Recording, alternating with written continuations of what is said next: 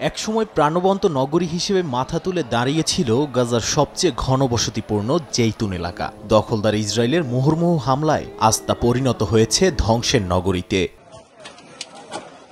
গাজাকে পুরোপুরি ধ্বংসের লক্ষ্যে প্রচেষ্টা শুরু করেছে ইসরায়েলি বাহিনী। গাজা সিটির পাশের এলাকা জেইতুনে ১৫০০-এর বেশি বাড়িঘর মাটিতে মিশিয়ে দিয়েছে দখলদাররা। উপত্যকাটির কর্তৃপক্ষ জানিয়েছে জেইতুনে এখন আর কোনো ভবন অবশিষ্ট নেই। ধীরে ধীরে টার্গেট করা হচ্ছে আশপাশের এলাকাগুলো।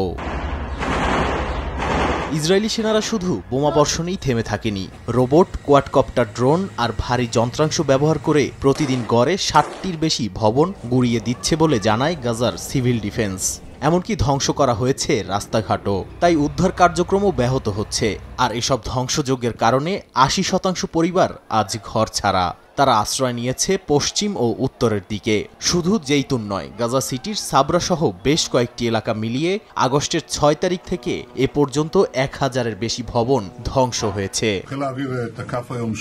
উপত্যকাটির উত্তর থেকে দক্ষিণে ১০ লাখের বেশি মানুষকে ঠেলে দেওয়ার লক্ষ্যে ইসরায়েলের মন্ত্রিসভা আগস্টের শুরুতেই গাজা সিটিকে পূর্ণ দখলের অনুমোদন দেয়। আর এই পরিকল্পনার অংশ হিসেবেই একের পর এক ভবন গুঁড়িয়ে দিচ্ছে দখলদাররা। স্থানীয়দের মতে হামাসকে নির্মূল করাই ইসরায়েলের একমাত্র লক্ষ্য নয়, তারা গাজার সমাজ ব্যবস্থাও ধ্বংস করতে চায়। নাদিম মারজান, সময় সংবাদ।